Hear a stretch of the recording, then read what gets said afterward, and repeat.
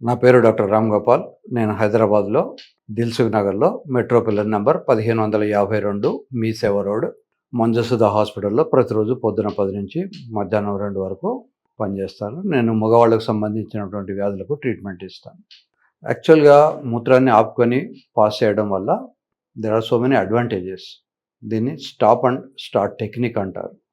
ఎవరికైతే త్వరగా సంసారం చేసినప్పుడు నీరు గారిపోతారో వాళ్ళందరికీ కూడా శీఘ్రస్ఖలనం అంటారు. అది పోయేందుకోసమని ఇది ఒక రకమైనటువంటి స్పెషల్ ఎక్సర్సైజ్. దీన్ని స్టాప్ అండ్ స్టార్ట్ టెక్నిక్‌లో యూరిన్ పాస్ చేయడం నేర్పిస్తారు. అయితే కొన్ని గంటల కొద్దీ అలాగనే యూరిన్ పాస్ చేయకుండా ఫర్ ఎగ్జాంపుల్ మీరు జర్నీలో ఉన్నారనుకోండి, బస్సులోనో దాంట్లోనో జర్నీ చేస్తూ చాలా గంటలు అలా ఉంచుకుంటే ఒక్కొక్కసారి ప్రెషర్ పెరిగి పైన యూరెటర్స్ నుంచి కిడ్నీ దాకా కూడా ఇన్ఫెక్షన్ వచ్చే అవకాశాలు ఉంటాయి. కనుక యూరినరీ రిగర్జిటేషన్ అంటారు. కనుక అన్ని గంటలు మూత్రం వచ్చిన తర్వాత ఆపుకోకూడదు. ఎస్పెషల్లీ ప్రాస్టేట్ వ్యాధి ఉన్న వాళ్ళకు అలా ఆపుకుంటే ఒక్కొక్కసారి సడన్‌గా రిటెన్షన్‌లోకి వెళ్ళిపోతారు. మళ్ళీ మూత్రం పాస్ చేయడం ఇబ్బంది అవుతుంది. ఎక్కువసేపు కావాలని ఆపుకోవాల్సిన అవసరం లేదు. కేవలం ఎవరైతే శీఘ్రస్ఖలనంతో బాధపడుతున్నారో వాళ్ళు మాత్రం ఈ స్టార్ట్ అండ్ స్టాప్ టెక్నిక్‌లో యూరిన్ పాస్ చేయాలి. ఇన్ జనరల్‌గా చాలామంది అనుకుంటారు యూరిన్ పాస్ చేస్తే చెడ్డ ప్లేస్‌లో పాస్ చేస్తే వాళ్ళకు కూడా ఏమైనా ఇన్ఫెక్షన్ వస్తుందని. It's a wrong concept. ఇప్పుడు బ్యాక్టీరియా అనేవి ఆల్రెడీ ఎవడన్నా యూరిన్ పాస్ చేసి ఉన్న చోట ఒకవేళ వాడి యూరిన్‌లో బ్యాక్టీరియా ఉంటే మనం పోసిన మూత్రంలో దాని యూరిన్ ద్వారా వాటర్ ద్వారా మీదికి రావు. కనుక అలా రాదు.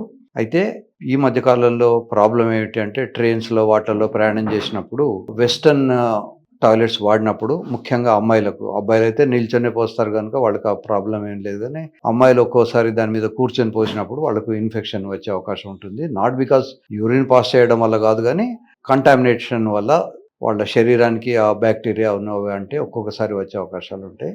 కనుక ఇన్ జనరల్‌గా యూరిన్ పాస్ చేయడం వల్ల ఎటువంటి ప్రాబ్లము రాదు. ఎస్పెషల్లీ మన ఇండియన్ టైప్‌లో స్క్వాటింగ్ టైప్‌లో కానీ దాంట్లో కానీ అసలు ప్రాబ్లమే లేదు. కనుక మీరు నిశ్చింతగా అబ్బాయిలు కానీ అమ్మాయిలు కానీ, అబ్బాయిలైతే నిల్చొనే పోస్తారు, అమ్మాయిలైతే స్క్వాట్ చేసుకొని కూర్చొని పోస్తే ఈ ప్రాబ్లమ్స్ ఏమీ ఉండవు. కాకపోతే ఈ యూరిన్ ఎంత పాస్ చేయాలి, నీళ్ళు ఎన్ని తాగాలి, ఇవంటి రకరకాలైనటువంటి డౌట్స్ ఉంటుంటాయి. ప్రతి వ్యక్తి కూడా 1.5 నుంచి 2 లీటర్లు 24 అవర్స్‌లో యూరిన్ వచ్చేట్టుగా నీళ్లు తాగాలి. ముఖ్యంగా ఎండాకాలంలో ఏమిటంటే చాలా నీళ్లు స్వెట్ ద్వారానే బయటికెళ్ళిపోతాయి కనుక వాళ్లకు డీహైడ్రేషన్ అంటారు వస్తుంది. కేవలం నీళ్లు తాగడం వల్ల డీహైడ్రేషన్ తగ్గిపోదు. చెమటలో నీళ్లతో పాటు లవణాలు కూడా లాస్ అవుతాయి. కనుక కొద్దిపాటి లవణాలు ఉన్నటువంటి మజ్జిగ కానీ ఓఆర్ఎస్ కానీ తీసుకోవాలి. కేవలం నీళ్లు తాగితే దాహం ఆరిపోదు. కనుక ఈ సోడియము, పొటాషియము ఇట్లాంటి ఎలక్ట్రోలైట్స్ ఉన్నటువంటి కొబ్బరి నీళ్ళు కానీ లేదా మామూలు నీళ్ళలో అయితే కొంచెం ఉప్పు వేసుకొనో షుగర్ వేసుకొనో లేదా ఓఆర్ఎస్ కానీ మధ్య మధ్య తాగుతూ ఉండాలి. అట్లని చెప్పి విపరీతంగా నీళ్లు తాగొద్దు. ఓసారి ఒక పేషెంట్ వచ్చాడు. ఆయన కంప్లైంట్ ఏంటంటే, సార్ నేను ఫ్రీక్వెంట్‌గా బాత్రూమ్ వెళ్తున్నాను, ఆఫీస్‌లో స్టాఫ్ అందరూ నన్ను చూసి నవ్వుతున్నారు. ఆయనకు అన్ని పరీక్షలు చేశాను, నార్మలే ఉన్నాయి. నాకు డౌట్ వచ్చి, సార్ మీరు అసలు తాగేది ఎంతనో లిస్ట్ తీసుకురండి ఒక 24 అవర్స్‌లో. ఏదో పెద్ద మనిషి టీవీలో చెప్పాట 8 లీటర్ల నీళ్లు తాగమని. ఆయన 8 లీటర్లు లెక్క పెట్టుకొని తాగాడు. సో 8 లీటర్ల నీళ్లు తాగినప్పుడు న్యాచురల్‌గానే అదంతా బయటికి రావాలి కదా! సో అలా బయటికి వస్తున్నప్పుడు ఎలక్ట్రోలైట్ లాస్ ఉండి కాళ్ళు చేతులు పీకడము, వీక్‌నెస్ ఫీల్ అవ్వడము ఇవన్నీ కూడా ఉంటాయి. కనుక చాలా ఎక్కువ నీళ్లు తాగకండి. మామూలుగా నీళ్లు తాగండి. దాహం వేసినప్పుడు నీళ్లు తాగండి. అంతేగాని కూల్ డ్రింక్సో, కోకా కోలాలో అవి తాగి దాహాన్ని తీర్చేసుకోకండి. పెప్సీలు అవి ఎప్పుడైనా సరదాకు తాగితే నష్టం లేదు, కానీ నీటి వంతుకు అవి తీసుకోవడం మంచిది కాదు. తర్వాత ఈ రాళ్ళు తయారయ్యేది మనం నీళ్లు తాగకపోతే వస్తుంది అనేది కొంతవరకు correct. It is a half truth. నీళ్ళు ఎక్కువ తాగితే రాయి తయారు కాదు అనుకోవడం పొరపాటు. రాళ్ళు తయారయ్యే నేచర్ ఒకటి ఉంటుంది. ఒకటే ఇంట్లో ఇద్దరు అన్నదమ్ములు ఒకటే ఫుడ్ ఒకటే నీళ్లు తాగితే కూడా ఒకటికి రాళ్ళు వస్తాయి, ఇంకొకటికి రాళ్ళు రాకపోవచ్చు. వాళ్ళ మెటబాలిజంను బట్టి ఇది ఉంటుంది. ఇదమిద్ధంగా ఇందుకు రాళ్ళు తయారైతాయి, ఇందుకు రాళ్ళు తయారు కావని చెప్పడానికి వీలు లేదు. ఈ రాళ్ళల్లో కూడా చాలా రకాలు ఉంటాయి.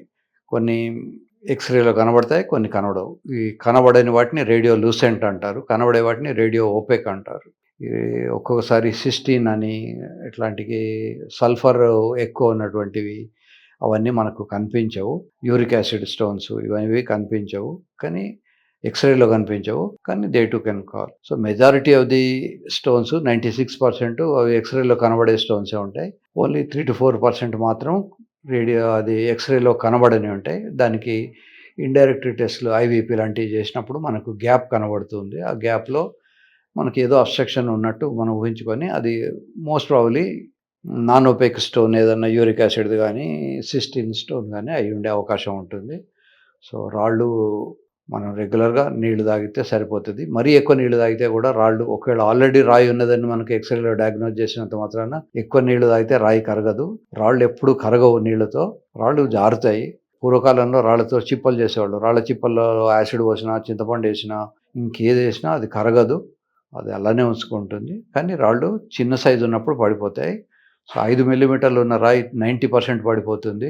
అదే జస్ట్ 1 మిల్లీమీటర్ 96 మిల్లీమీటర్స్ అయినప్పుడు ఓన్లీ 10% పడిపోతుంది. కనుక రాళ్ళు పడిపోవడానికి కొన్ని టాబ్లెట్స్ కూడా ఈ మధ్య కాలంలో వచ్చాయి. రాళ్ళు పడిపోయేందుకోసమని మీరు చిన్నగా ఉన్నప్పుడు నీళ్లు తాగండి, టాబ్లెట్స్ వేసుకోండి. రాయి కదిలినప్పుడు విపరీతంగా నొప్పి వస్తుంది, అది కాన్పు నొప్పితో సమానంగా ఉంటుంది. కనుక బాగా నొప్పి ఎక్కువ వస్తే ఇంట్లో ఉండకండి, దగ్గరలో ఉన్న డాక్టర్ దగ్గరికి వెళ్ళండి. ఎక్స్రేలు వగైరా తీసి ఆ రాయి ఉన్నదా లేదా చెప్తారు. రాయి పొజిషన్ బట్టి మనం ఇచ్చే ట్రీట్మెంట్ ఉంటుంది. బ్లాడర్లో ఉందా, పైన ఉందా, కిడ్నీకి దగ్గరగా ఉందా, కిడ్నీకి దూరంగా ఉందా, ఇట్లాంటి చాలా ఫ్యాక్టర్స్ ఉంటాయి.